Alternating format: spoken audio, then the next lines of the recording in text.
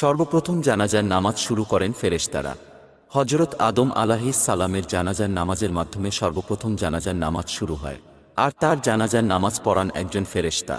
তার কাফন দাফনের ব্যবস্থাও করেন ফেরেশতাগণ। হজরত আদমের জানাজার নামাজ পড়ানোর পর আদম সন্তানদেরকে লক্ষ্য করে ফেরেশতারা বলেন, হে বনি আদম, এটি তোমাদের জন্য বিধান। এরপর থেকেই জানাজার নামাজ পড়ার প্রচলন শুরু হয়। হজরত আদমকে 1000 বছর বয়স দেওয়া হয়েছিল। রুহের জগতে হজরত দাউদ এর সৌন্দর্যে মুগ্ধ হয়ে তিনি নিজের বয়স থেকে 40 বছর তাকে দান করেন। হজরত আদমের বয়স শেষ হয়ে গেলে মালাকুল মউত হাজির হন। হজরত আদম বলেন, আমার বয়সের আরও 40 বছর বাকি। তিনি বলেন, আপনি কি দাউদকে তা দান করেননি? রাসূল সাল্লাল্লাহু আলাইহি ওয়াসাল্লাম বলেন, হজরত আদম অস্বীকার করেন, তাই তার সন্তানরাও অস্বীকার করে থাকে। হজরত আদম ভুলে গিয়েছিলেন, তাই তার সন্তানদেরও ত্রুটি বিচ্যুতি হয়ে থাকে।